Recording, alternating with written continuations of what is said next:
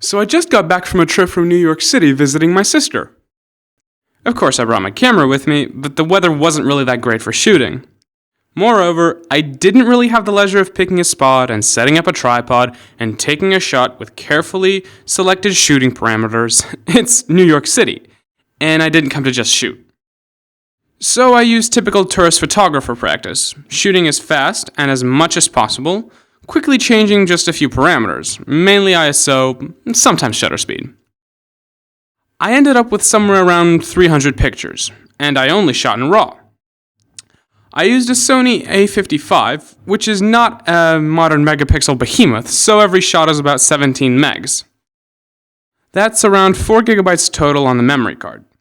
And given the shooting conditions, the case is probably going to be that I won't keep very many of the pictures I took.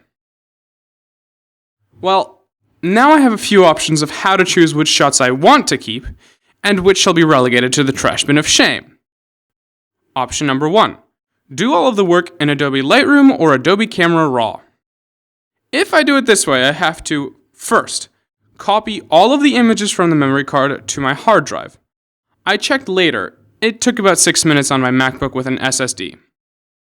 Import everything to Lightroom with full-sized previews. Now, after starting, I can go to the kitchen, slow cook a roast, coming back from time to time to check the upload, and see that it's still creating catalogs, slowly eat the roast while reading some of the latest reviews, and finally, after several hours, see that the catalogs are ready, while the free space on my hard drive has been reduced by about 9 to 10 gigabytes. Couple of side notes.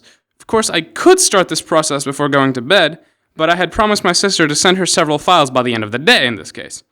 My sister could wait, of course, but what if she was my customer? Or my boss? Another problem. What if I was in the field without any electricity? What would happen to my computer battery by the time the catalog was ready? Nevertheless, back to culling. Step 3.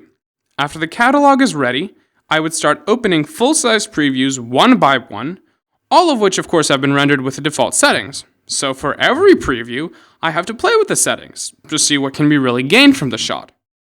And of course, after every change to the settings, I'd have to wait up to several seconds for a new preview to be rendered. 235 shots times roughly 3 to 4 seconds per setting change, times however many times I need to change the settings until I get it right, equals, you do the math. Step 4.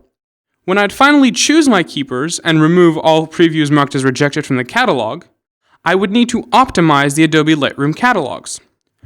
Removing a preview from the catalog means that this preview is just marked as hidden, but the previews itself are not deleted until the catalogs are optimized. RAW files also stay on the disk, eating up my free space. These not actually deleted previews will continue occupying disk space and will pollute the Adobe Lightroom database, slowing down all of my work.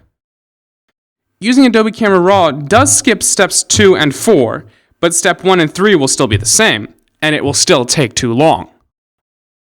So basically, if you want to see if a shot is worth keeping and processing in a RAW converter, and you're planning to use a RAW converter for this culling, you're gonna have to do nearly full-scale RAW conversion for every single shot. And 90% of the time, you're just gonna find out that that shot was not worth keeping and converting. Now, none of this is a knock against Adobe Camera Raw or Lightroom, or any other well-established RAW converter for the matter. They're all very good programs, but using them for culling is just counterproductive. They're not designed for it. They are for processing keepers, not for selecting them. Now, with no other option, I did used to do all this, and for the sake of accuracy, I tried it this time. However, after the first hour of waiting for the catalogs to be created, I needed my computer back, so I just stopped the import. Another option is to use a viewer to do the culling, and since I shot in RAW, I obviously need a RAW viewer. Unfortunately, the truth is that nearly all viewers that claim to work with RAW actually only ingest RAW, and display either an embedded JPEG extracted from the RAW file, or a preview slowly rendered with some unknown and uncontrollable settings. What is the point of evaluating RAW based on that? If quality, and most importantly the dynamic range of this JPEG is enough for you, why on earth are you shooting in RAW? And how can you judge the quality of your RAW shot by looking at a completely uncontrollable conversion performed by a viewer?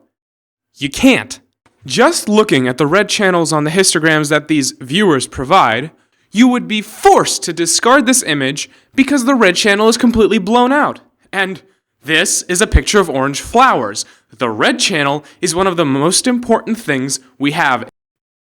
However, looking at the raw histogram, we can see that not only is the red channel not blown out, it could use a little push to the right. And now, this is what the image looks like after being processed in Lightroom. In either case, you can of course evaluate the composition, but by no means can you evaluate the exposure in the RAW file and the technical quality of your RAW shot, and estimate what can be done during the RAW conversion stage.